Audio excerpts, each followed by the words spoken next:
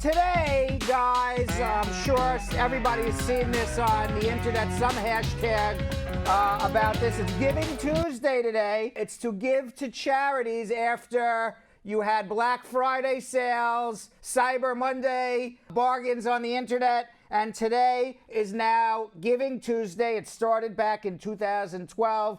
It is now the 8th year of Giving Tuesday. It was started by two charities.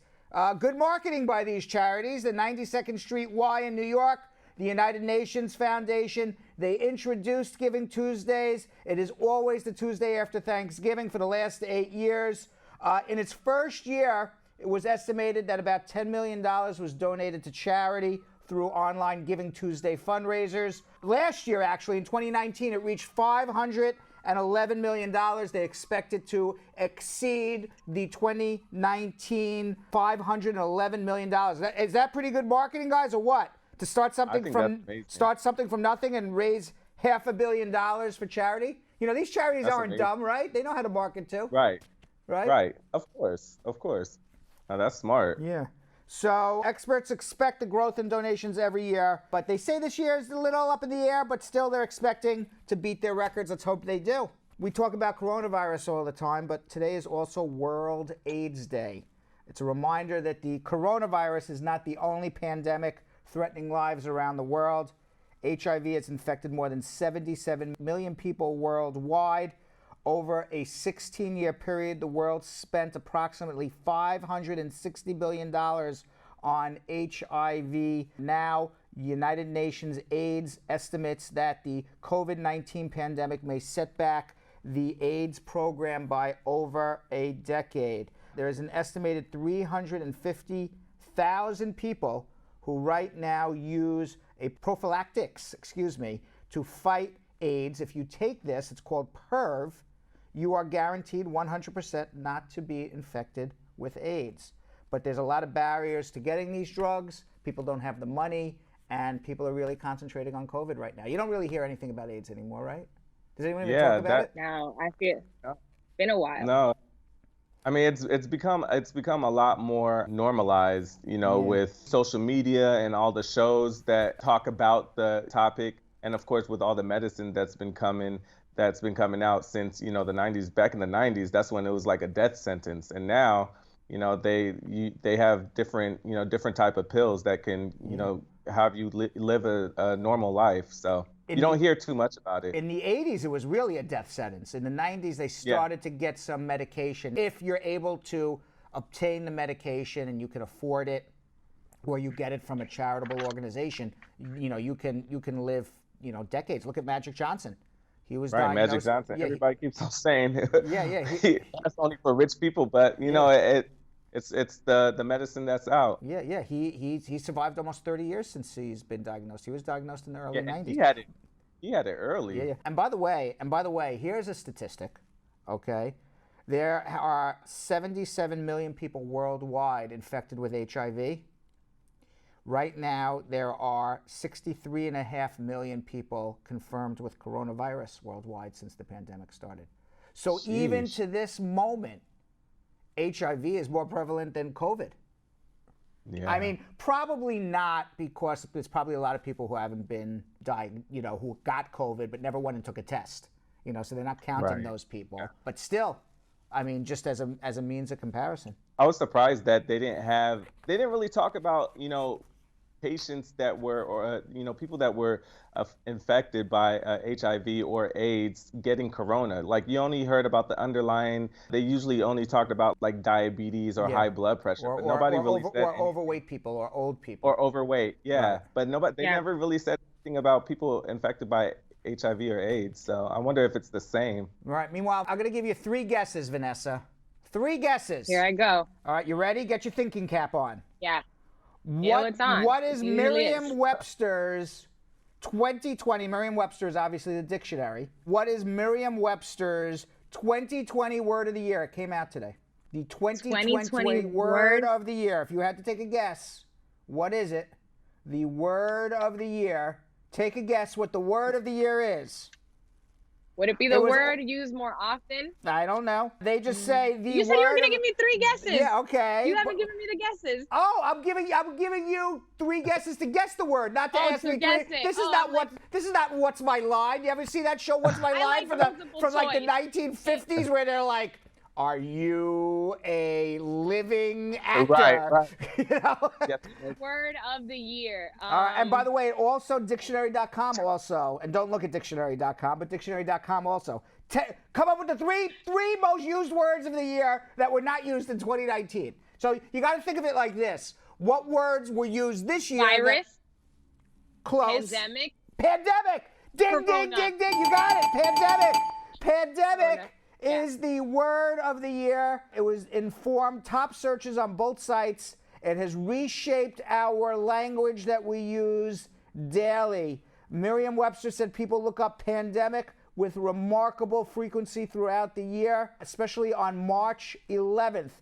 On that day, when the World Health Organization officially declared COVID-19 a pandemic, the word pandemic searched on Merriam-Webster went up 115,806%. Yeah, that makes sense. Yeah. By the way, some other top words that were used this year that didn't make the word of the year: quarantine and coronavirus. And Vanessa, you were right on there. Other top searches: Kraken. I don't even know what Kraken means. I've never heard anybody use that. What is that? Kraken. I have no idea. Now I'm going to search for it. Well, okay. There's a rum. There's such thing as a Kraken rum. Maybe. Right. Yeah, that's what I thought. No. But that's not. It wouldn't. That's a name of a brand. Antebellum, which is pre-Civil War. I know that. Doom scrolling. I never heard that word. You ever hear the word doom scrolling? No. No. And last one, malarkey. That's malarkey. Hilarious. And that was because Biden, I think, used it in one of his either speeches or he uses that a lot. I've heard him say malarkey before. That's a bunch of malarkey. Well, you got to put your mouth to the side when you say that. Yeah. You know what? That's a nice way of saying that's bullshit, man. That's bullshit, right? Right. It's a lot of bullshit. It's a politically correct. It's politically correct. It's politically correct. Correct. Yeah. Oh, secrets that we're not part of. Julian, looking up the term doom scrolling. Okay. Doom scrolling is scrolling down through the internet and getting angry at the news. Oh, getting angry. You're getting angry at the news. I doom scroll all the time, but I didn't know there was a term for it. Now I know there's a term for it. Now we know.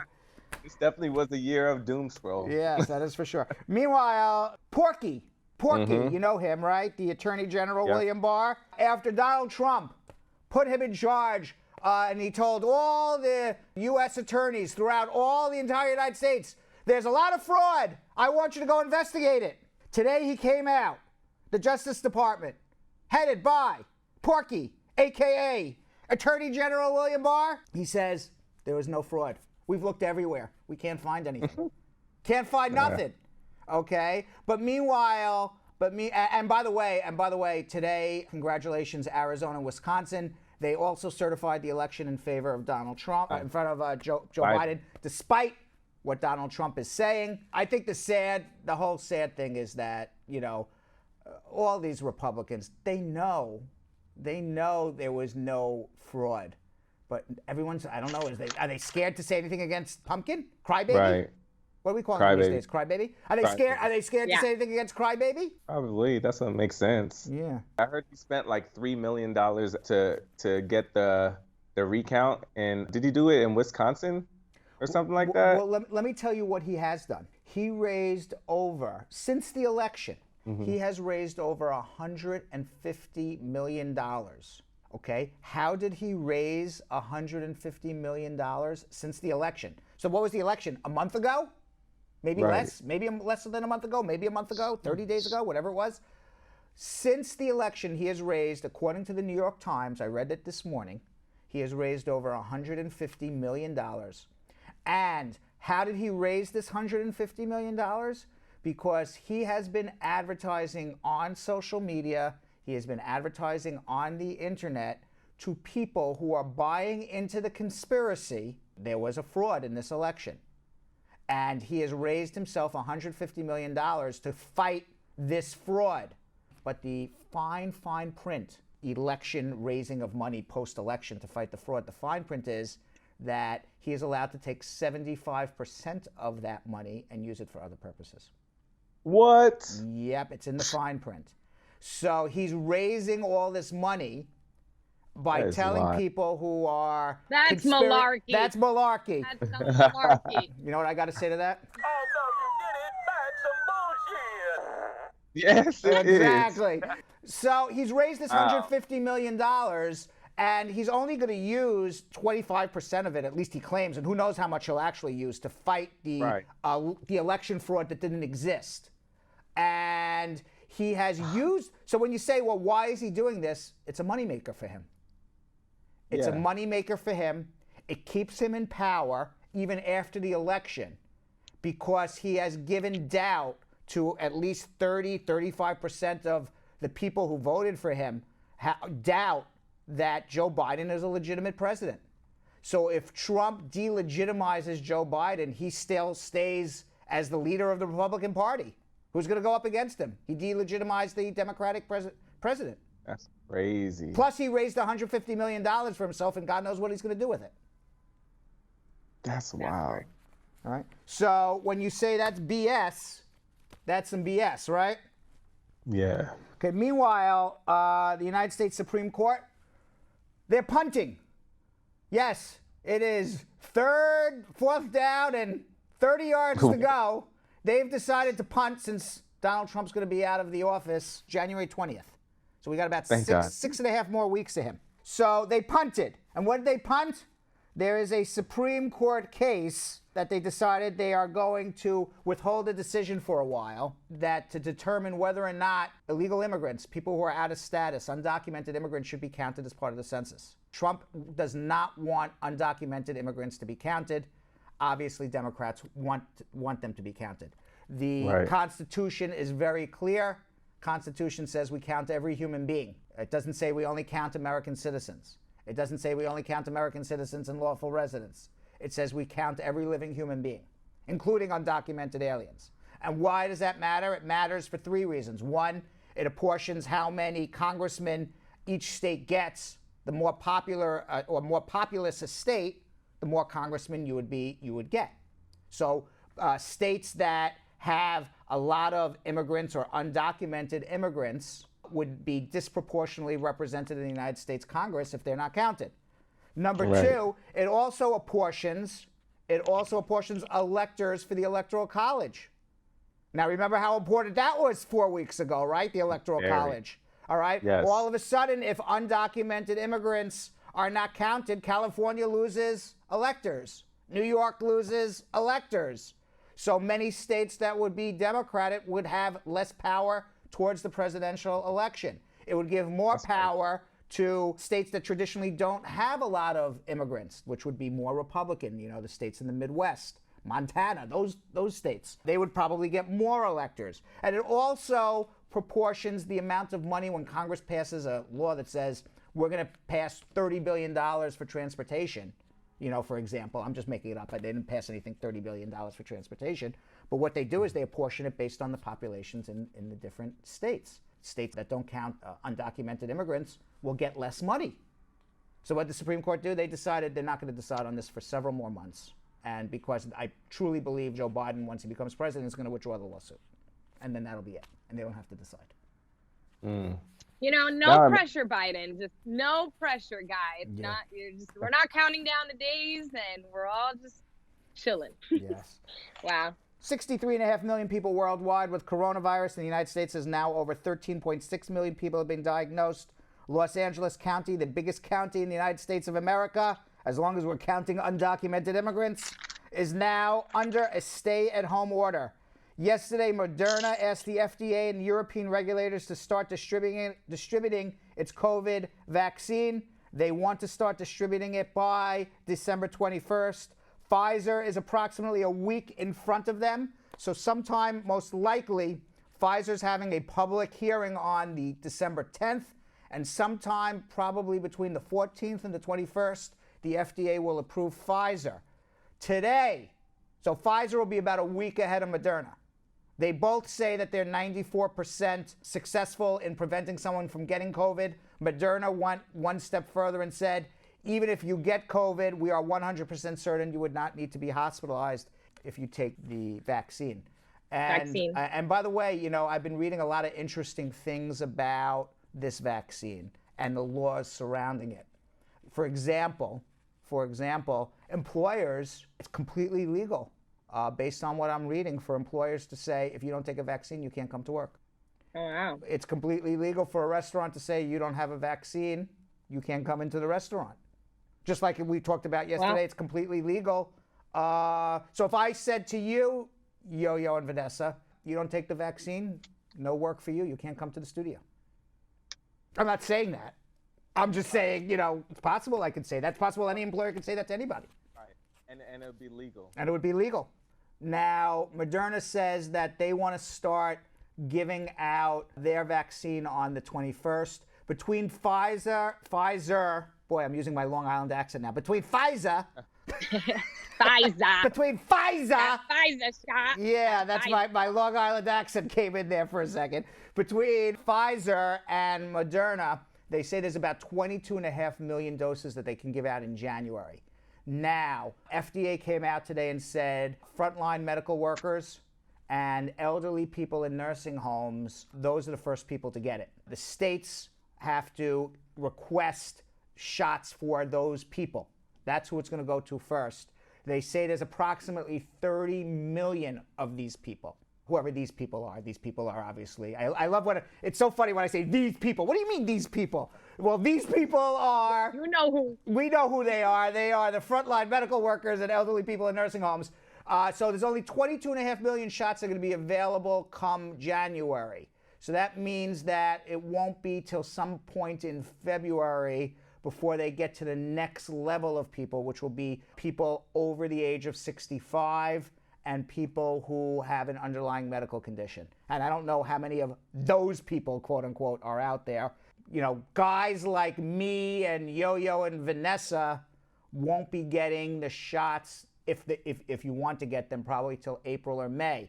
Now, last thing I read, which was also very interesting, is I forgot who said it, but last week one of the squad members said in the comments, I don't know if I want to give it to my 9-year-old. Well, from what I'm reading, if you're under 18, you're not going to get it, period. Because nobody has tested this vaccine on somebody under the age of 18. So I believe as of the moment, unless they change who's going to get it, but I believe at the moment the idea is you're under 18, you're not getting vaccinated. Oh, I mean, looking at the legal side of things, it seems like if there's not too many options, you have to get this done or won't be able to work, won't be able to socialize. So there goes the option. Yeah. I'm actually surprised that children wouldn't be like they would have to get it. Because, like, you know, going to school growing up, you had to get all your shots. Like we all had that yellow piece of paper that showed all our vaccines that we got. Vaccines. So yep. You want to know what's very interesting right now is that if you notice that all the schools that are opening are skewing towards opening at greater numbers for the younger children than high school. And it appears that based on the scientific data, I think that's coming out right now, that children are really kind of immune to it in a way. You know, nobody's really the kids are not getting sick at school and they're not bringing it home to their families as of yet. That's what seems to be I don't know if there's been a scientific study that absolutely confirms this, but that seems to be the anecdotal results, which is why you see that even here in New York City, the elementary schools are remaining open while the older schools aren't. Okay. Yeah. That's a thing. That's a thing. See what you did there. Now, I want you to know, Jeremy the butler did not come to work today. Where is he? Poor Uncle Brad has to serve his own tea. I don't know if you watch Colbert at all, but Obama was on Colbert Monday night, and Colbert asked him if he can finally share what's going on in New Mexico. Are there UFOs there in New Mexico? Like we know 51, Area 52. Area 51? Area 52 is something completely different, but Area 51 is where the aliens are. So Colbert, Obama, can you finally share with us, Barack, what's going on with these UFOs in Area 51? And Barack said, well, I really can't talk about it. And then Colbert took that non-answer as confirmation. He said with a grin, wait, I got it wrong. He said with a grin that he certainly could ask about it, but he can't tell you. He can't tell him whether there are UFOs there or not, whether there's some green men there or not. So Colbert took that answer as a yes. And he said, all right, I'm taking that as a yes, because if there were none, you'd say there's no UFOs in Area 51. But you just played your hand. And Colbert said, I thought you were a good poker player, but apparently not. And Obama said, well, feel free to think what you think. So what do you think? Right, that's still not him confirming it. Do you think that was a confirmation that there are little green men in Area 51? Do we need to storm Area 51 now? Right. No, I don't think that was a confirmation, because he's so, media trained and probably used to. I remember when he first came into office, I think it was one of the other, I forget his name, but he was on another late night talk show, and they asked him, and he was like, I can't say all of that. So I don't think that was him confirming, but I do think that there are aliens there. You think there's some aliens there? I do. You think we are not alone? No. Do you think it looks like that guy? I don't. Okay, that's the part that I was going to say. I'm like, I don't think it looks like that guy. I don't think it looked like that. What would you think the alien looks like? So when I was watching one of the documentaries on Netflix, every single one of these old ass white guys that saw it from like years ago, they're like super old, and they all said the same thing, and they don't know each other. What'd they say? They said it looked like it was like a 7'5" tall like figure, but it looked like a black person. They said it looked like a black person, but just like super long and like long arms. I think it probably looks like that. You're telling me some old white dude said there was a tall black guy and it came from another world? Yeah, a bunch of them. They were like these tall, kind of like long. Come on. It's kind of weird. Come on. I don't buy it. I don't buy it. I don't know. But by the way, you don't think there's any other life? I think if there was really some green guys in Area 51, somebody would have like wiki leaked it out already. Edward Snowden and Julian Assange, or one of those guys would have totally wiki leaked all the pictures of the green guys already. Don't you think like there would have been a wiki leak already? Like the Area 51 emails. Maybe they're smarter than us. Come on. You mean to tell me that Hillary Clinton, who's running for president, she can't protect her emails, but the people in Area 51, they've got it totally covered. Nobody could get into their emails. I think so. I think if if there was any green guys there, the emails would have been leaked already. Pictures of the, pictures, like the green men having a party. Don Harriet, stick out your pinky, Brad, when you're sipping your tea. Don Harriet wants to do it with class. Do it with class. Uh-oh. You got the wrong Uncle Brad. I'm a hang out in your t-shirt, drinking beer type guy. That's all I'm say. You're a beer mug. I'll drink beer better than I'll drink tea. Brad Pitt, he had a bizarre lawsuit against him. I don't know if you saw this.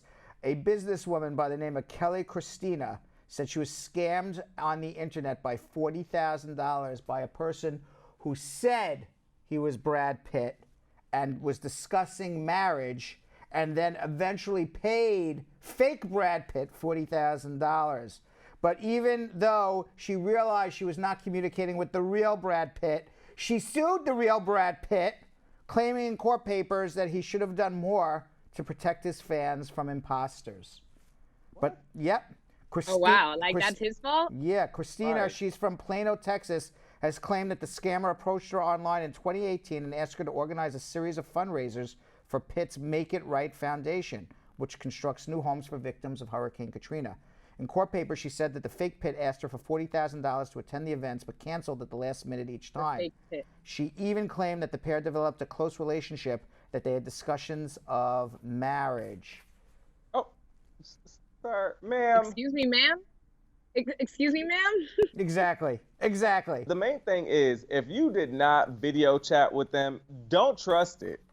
Like, we have way too much technology for you to still be getting catfish. Yeah. If somebody doesn't video chat with you these days and you see... It's a wrap. And you need to see identification too. Right. I mean, there's a couple things you need, okay? You need to see the person. You need to have ID. Let me see your passport, driver's license, something. You got to confirm the person is who they are. This girl really was discussing marriage with Brad Pitt. Yeah. I thought it was real him. Yeah. Mm-hmm. You know, that happens. You heard it here first. You know, Yo-Yo, that could happen to you too soon, very soon too, you know. Some people have used my pictures. Yeah, I know. So they could have fake Yo-Yo proposing marriage. You got to watch out and make sure you're with real Yo-Yo. Oh, they have to watch out. Right. You ain't going to sue me because somebody else catfished you. Well, let me put it to you another way. The real Yo-Yo is perpetually single. He ain't getting married anytime soon. So if you're getting a marriage proposal from a Yo-Yo, I can almost guarantee you it ain't real Yo-Yo, right? Not the real thing. Yeah. What's this with Kardashians again? Oh, God. Here we go. What party they throw now? Here we go. Throughout the pandemic, the Kardashians have found themselves at the center of criticism after appearing to repeatedly break various stay-at-home orders. But most recently, Kim and Kendall faced a huge backlash over their respective birthday celebrations, which was described as tone-deaf and repulsive. For Kim's birthday, she hired a private jet. She flew the 40 friends and family members to a private island. We talked about that. However, rather than taking on board the criticism of each party, the Kardashians have defended their actions by insisting that their gatherings were extraordinarily safe. The family used rapid response COVID testing before each celebration, which, by the way, is only about 75%. Exactly. I was going to say, I've had 2 friends that have had false negatives. Through rapid testing. And by the way... False negative? Yes. And by the way, right, and when they were positive. And by the way, Donald Trump and Kellyanne Conway and Melania, they were insisting on everybody taking a rapid test, and they all got corona. So that's... Wow. See how that turns out? You know what we have to say about that? Whoa, watch your step. You just walked into some bullshit. Exactly. Malarkey. Malarkey. Some more malarkey. That is some malarkey. Let's see what else we got here. Oh, this is really interesting. I just found this out. You know, Kamala Harris. Do you know who she used to date back in the day? Yes, I saw this back in the day. Is that crazy? Why? Montel Williams. Montel Williams and Kamala Harris used to be a thing. And there's Montel with Montel's daughter and Kamala. They were a thing back in 2001. Wow. Is that I would never thought of that in a million years. They were a thing. They look good together. Yeah, they look very good together. But he's getting very annoyed, Montel. He's annoyed over being asked questions about his love life with Kamala. Now, for the record, in 2001, Montel was divorced from his first wife, and it would be more than 13 years before Kamala tied the knot with her current husband, Doug. Right. So what you just said, Brad, is that this relationship's irrelevant, and now that she's the vice president, people are bringing things up that ain't relevant. It ain't relevant. It ain't relevant other than the fact that it would have been hilarious if Montel Williams was the second husband. Right. That would have been great. I like what he tweeted. Here, let's go back to that tweet. He says, at Kamala Harris and I briefly dated about 20 years ago when we were both single. So what? I have great respect for Senator Harris. I have to wonder if the same stories about her dating history would have been written if she were a male candidate. I like that. Would they? Yeah, because it's still a celebrity. It's right? still a People are just celebrity. nosy. It's still a celebrity. Yeah, people are just nosy. Everybody was getting on Donald Trump to being with Stormy Daniels and this woman, but it was also had to do with sexism and I was about to say, that was more of a scandal. potential rape and Right. that was a little more complex, a different entanglement. But I think if a man was, if I became president and pictures surfaced with me dating Madonna, back in the day, which of course I did. Wait, what? Oh, you didn't know that? Oh, there's all types of tea. There's all types of tea today. That's Where is right. my Yeah, tea? yeah. You didn't know Uncle Brad dated Madonna back in the day? Like a virgin. That's, yes. Like a virgin, Uncle Brad's full of malarkey. No, I did not date him. But I mean, if I did, you know, and I was president, I think the pictures would surface. Don't you Right. think? For sure. I do, but Yeah. I also see where he's getting at, because I do feel like she's gonna be facing a lot of different, you know, media, just like coverage on like her you know, appearance, hair, dressing, and all that like that, you know, compared to like what they wouldn't really be doing that to a male candidate. I believe that is very true.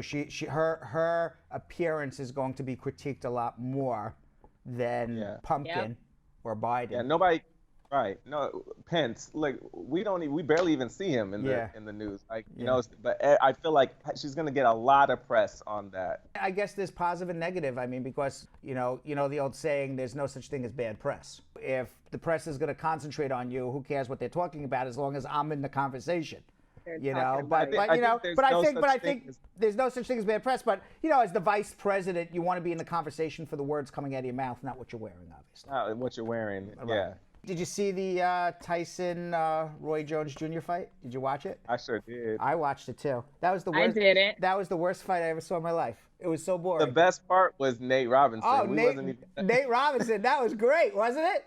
He was like a little jackrabbit. He was like jumping in there. All right, he was like jumping in there, like literally like a little jackrabbit comes flying out of his cage. And right, wasn't he? And I'm saying to myself, I was watching with Zach at home, and I'm saying to Zach, I go, Nate better cover up. Nate better cover up. He's not covering up. He doesn't even put his hands up. And then it was Vanessa. It was literally Nate Robinson, like like going like this to Jake Paul, and then all of a sudden Jake Paul just like took one punch and like knocked the guy out in the second round. He wanted to wear him out a little bit. Yeah, let him sweat a little. Exactly. And I was rooting for Nate Robinson because I met him once. He was a very nice guy. I was invited once to the locker room. Oh, that's your friend? Oh, he's not my friend. He's not my friend at all. He wouldn't know me because he's met a million fans. I just met him. I was invited once to the locker room back in the day, like when I was like 21, 22 years old, and he was still in the NBA and or starting in the NBA. I think I was older than him, or maybe I was around the same age. And but he was in the NBA, and he shook his hand. So I shook his hand. I met him. I never met Jake Paul. So I'm like, all right, I'm going to root for the guy whose hand I shook, right? Why not? Right, the guy you know. The guy I know. Know what you know. Right. I'm like, poor guy just got pummeled. You didn't bet on that. Poor guy just got pummeled. God, it was bad. It was bad. It was like I thought that was what was going to happen with the Tyson fight. You know what? You're gonna have to YouTube it. It was almost like Jake Paul, you know, like one of those things where he like puts his hand out and then he's going like this, but he can't reach him. I'm gonna get you. I'm gonna get you. I'm gonna get you. Like. And now I don't watch Jake Paul on YouTube at all. You know, obviously he has a few more viewers than we have. You know, maybe we'll catch up to him one day. But from all what I read is he's a jerk. Yeah. He's a jerk. And Julian, the TriCaster guy, agrees. Okay. Right, but that's from what I read. I don't know Jake Paul personally, and I don't want to get in the ring with him. I don't want him to challenge me to a boxing match now. He definitely has. He has some experience. Yeah. And you know, because if I was in the ring with him, I would not have lasted as long as Nate Robinson. I would have been on the ground by the first round sometime.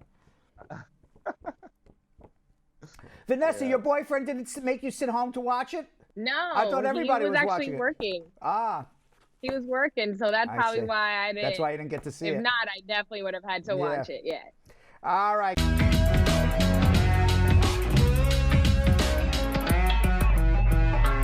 Thanks for watching. For more Brad Show Live, like and subscribe to our YouTube channel.